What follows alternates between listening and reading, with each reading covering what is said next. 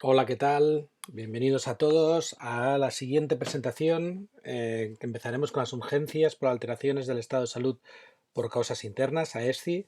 Aquí veremos todos los temas de dificultad respiratoria, dolor torácico, inconsciencias y algunas más.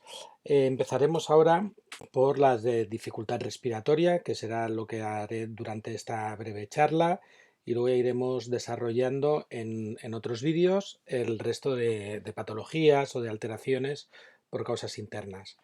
Venga, vamos allá. Antes de empezar Vamos a ver cuando una persona presenta dificultad respiratoria, qué es lo que vamos a ver. Por ejemplo, podemos ver una taquipnea. Por encima, recordar siempre que hemos marcado las taquipneas como muy graves a partir de 35, cuando tenemos frecuencias respiratorias superiores a 35. Podremos observar, en algunos casos, la respiración paradójica en el que hay respiración abdominal, desacompasamiento entre el abdomen y el tórax.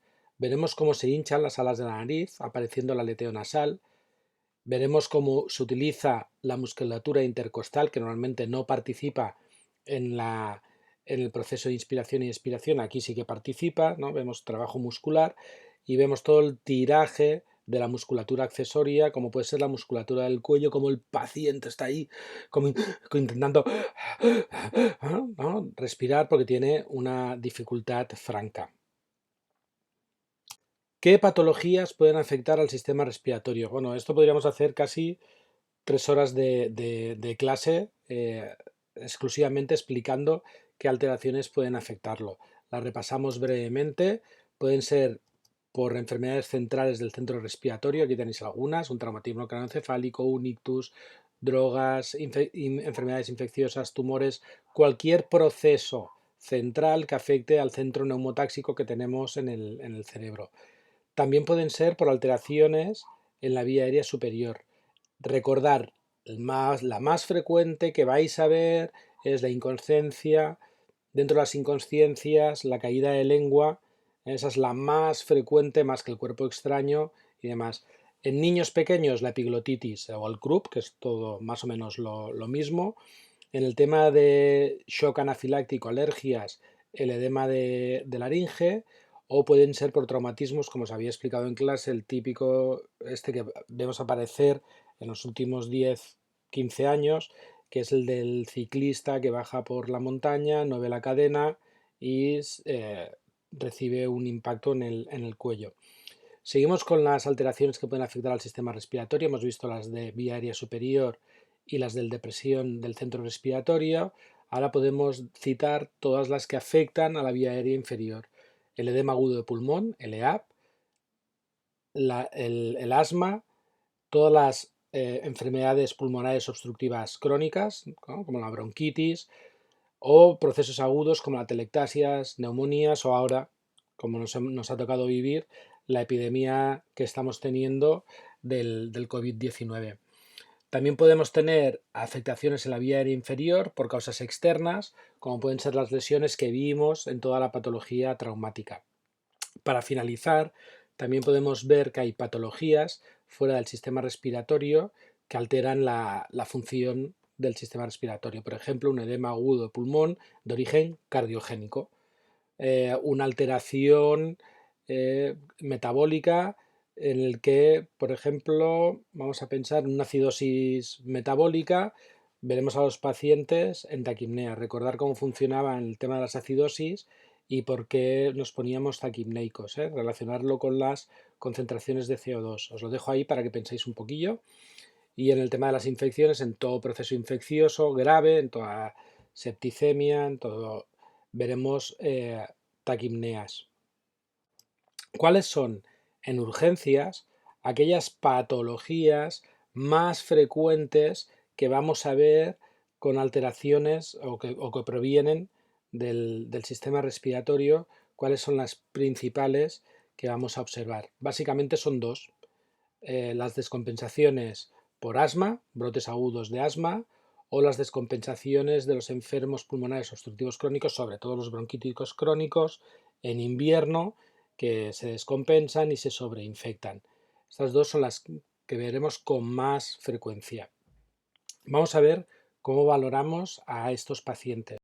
Cuando valoréis un paciente con dificultad respiratoria, ¿a qué debemos prestar especial atención? Evidentemente a la A y a la B. Estas son las dos primeras. No es que el resto no nos tengamos que fijar, ¿eh? Recordad, siempre nos tendremos que fijar en el resto, pero en estos pacientes veremos mayor afectación en A, puede ser, o más frecuentemente en B. ¿Qué es lo que me tengo que preguntar? Si está la vía aérea permeable. Si no lo está, ya sabéis actuar, luego lo veremos en unos gráficos, lo recordamos. ¿Cómo es la frecuencia respiratoria? Taquipnea, eupnea, bradipnea, lenta, normal, rápida o muy rápida. Fijarnos si presenta algún patrón respiratorio patológico, Kussmaul, Cheyne-Stokes, Biot, los tres que hemos visto en clase y hemos citado. O fijarnos si la expansión torácica es normal, si expande los dos pulmones de forma simétrica. ¿Cómo debemos actuar durante la valoración? Si encontramos estas dos cosas, recordar que siempre tenemos que actuar. En el control de la lengua en los pacientes inconscientes, con todas las maniobras que hemos visto. La de hiperextensión, la triple maniobra en los pacientes traumáticos, etc. Y si el paciente tiene una obstrucción, aquí normalmente son pacientes conscientes, las maniobras de desobstrucción de la vía aérea. Y si es inconsciente, la maniobra de desobstrucción del paciente inconsciente. Debemos recordar lo que ya hemos practicado en clase, que hemos tenido suerte de poder haber hecho esas prácticas y que ya las hemos visto todas, como es la hiperextensión, triple maniobra, dependiendo si es paciente médico o paciente traumático, para evitar que la caída de la lengua nos obstruya la vía aérea. Las maniobras de desobstrucción de las dos, recordar que la más efectiva siempre son los golpes en la espalda. Luego podemos practicar la maniobra de Heimlich si la primera no ha sido efectiva. En caso de paciente inconsciente con cuerpo extraño, cuando lo visualizamos al abrir boca, con el barrido digital. Y las prácticas que hicimos con los lactantes, de 0 a 2 años, cuando tenían obstrucción de vía aérea, las maniobras que podíamos hacer, tanto los 5 golpes en la espalda, 5 torácicos, 5 más en la espalda, hasta desobstruirlos. Recordar, aprovecho, en el tema del soporte vital básico, que en pediatría y ahogados empezábamos con 5 ventilaciones de rescate. Eso os lo digo ahí como recuerdo, ¿vale? Vamos a ver en las patologías típicamente respiratorias qué es lo más frecuente que os podáis encontrar. Bien, el paciente suele estar consciente. Un paciente típico asmático, EPOC, el paciente está consciente y te avisa de que siente disnea, que le cuesta respirar y es lo que nos hace avisar. Muchas veces, en los casos moderados y graves, presenta signos de dificultad respiratoria.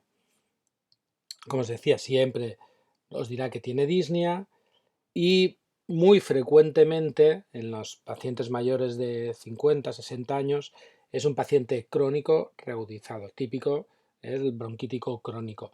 Recordad aquí lo importante de hacer educación sanitaria con la gente, evitar, por ejemplo, que fumen.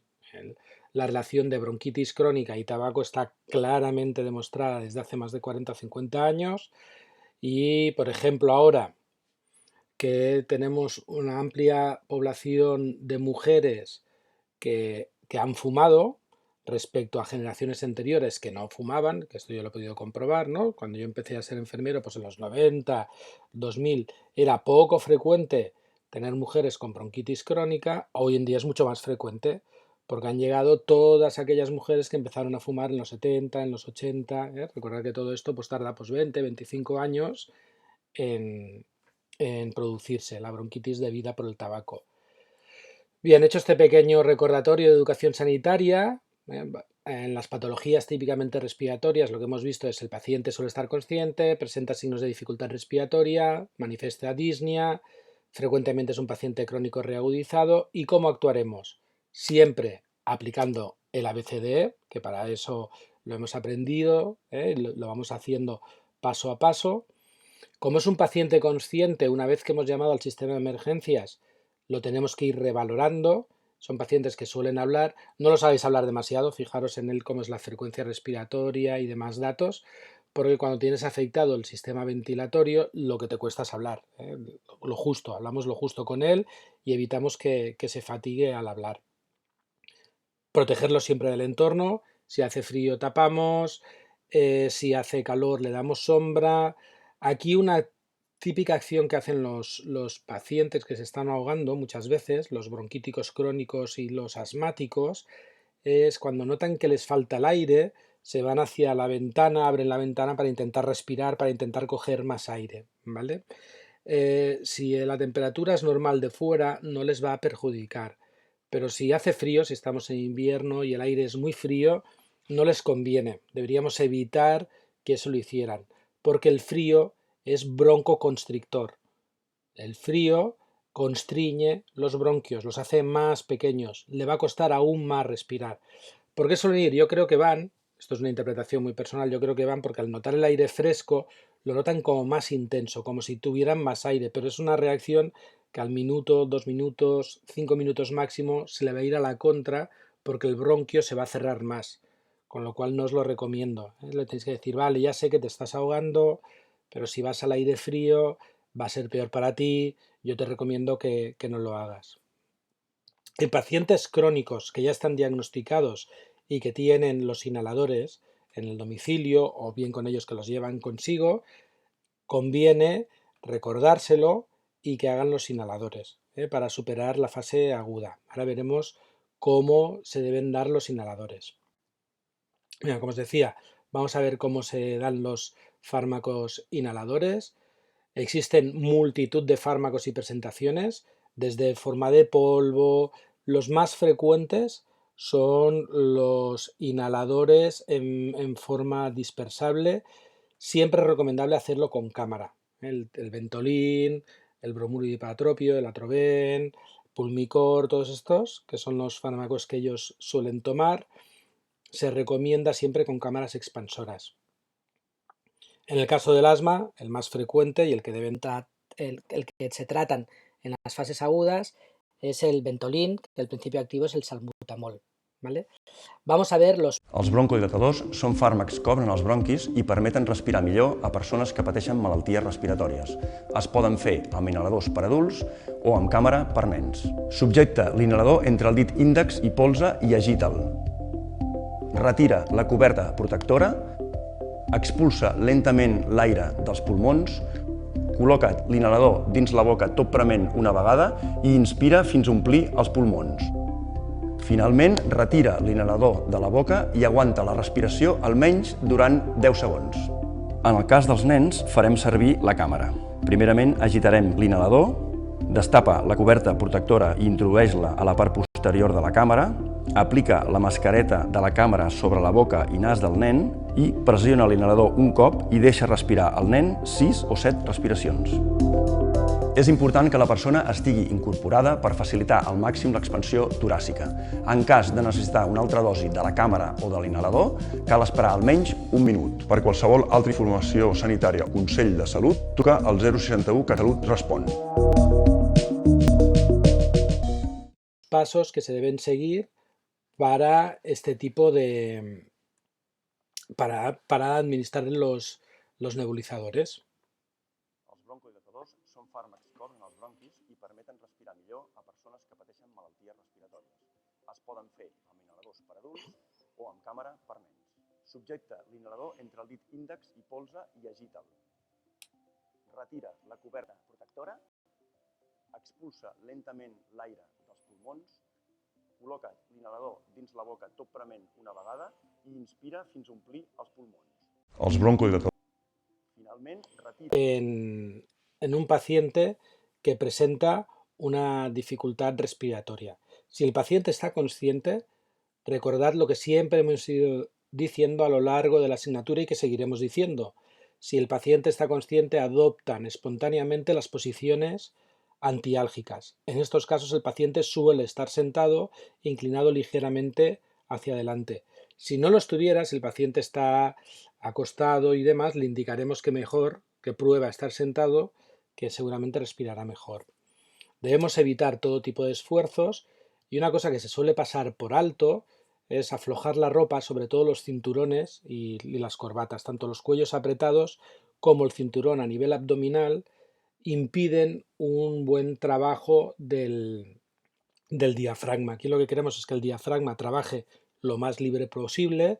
Tenemos que eliminar todas las dificultades que pueda tener. Un cinturón apretado o sentado puede hacer que el paciente respire con dificultad. Al aflojarlo, el paciente mejorará la mecánica ventilatoria. ¿Qué debemos hacer hasta que llegue la ayuda avanzada? Revalorar continuamente. A, B, C, D, continúe. Recordar, los pacientes son estados dinámicos que pueden ir cambiando y tenemos que actuar si hay cambios. No os olvidéis nunca de protegerlo del entorno. Si el paciente quedara en inconsciencia, actuaríamos como ya sabemos. Inconsciente que respira, posición lateral de seguridad. Inconsciente que no respira, empezaríamos con maniobras de soporte vital básico. Al tanto ahora, ¿no?, que tenemos el tema de la epidemia del COVID-19, de primero intentar saber si el paciente presentaba tos, fiebre y demás, sería una contraindicación para hacer el boca a boca. Nos iríamos solo, en el caso de soporte vital básico, nos iríamos solo a las compresiones. Recordad que si solo hacemos compresiones, 100 al minuto a piñón, no hace falta estar contando 32, 100 al minuto a compresiones entre 100 y 120 al minuto, bajando 5 o 6 centímetros. Cuando el paciente puede quedarse inconsciente, normalmente te avisan y es un proceso evolutivo, puede durar minutos, puede durar de minutos a horas. ¿Y cuáles son los signos de alarma que te avisan que el paciente está empeorando de la función respiratoria? Primero de ellos, la disminución del nivel de conciencia. Algunas veces acompaña de cianosis. La cianosis, donde la vais a ver sobre todo, es en labios y en los lechos ungueales. En las fases finales, en las fases iniciales de complicación, lo veremos taquicárdico. En las fases finales, ya cuando el paciente se ha quedado inconsciente y está entrando en paro respiratorio, veréis bradicardia. Esto sobre todo lo veréis en pacientes en el hospital que los tenéis monitorizados. Esto como primeros actuantes, a no ser que estés tomando el pulso continuamente, no lo verás. Son las fases finales del shock, que ya los conocéis, la sudoración, la piel fría, todas estas aquí se pueden acompañar cuando el paciente ya está cayendo. Normalmente el fallo respiratorio no suele tener sudoración, si la piel fría, pálida, acompañada de cianosis, pérdida de conciencia. Antes de eso veremos el paciente que le cuesta hablar y tiene dificultad para poder acabar de hablar. Todos estos datos, si los detectáis, los tenéis que pasar a la central cuando hacéis la alerta. Todos estos de aquí, todo lo que encontréis en la BCE, recordar, sean menos graves o sean estos que son los más graves, los tenemos que decir. Y si mientras esperamos a la ambulancia el paciente se empeora, siempre tenemos que rellamar. Como son pacientes conscientes, la mayoría de alteraciones respiratorias, es muy frecuente que el médico consultor o el enfermero consultor de la central os pida hablar directamente con él. Siempre que sea posible, pondremos el teléfono para que hable el paciente. ¿Cuándo no lo haremos? Cuando no pueda hablar. Cuando diremos, mira, es que no puede hablar, no puede acabar las palabras y demás, ¿vale? Bien, con esta acabamos la parte de alteraciones respiratorias. En el siguiente vídeo empezaremos con las alteraciones, con el dolor torácico, las alteraciones cardiovasculares. Venga, nos vemos en un ratito en el siguiente vídeo. Hasta luego, chao.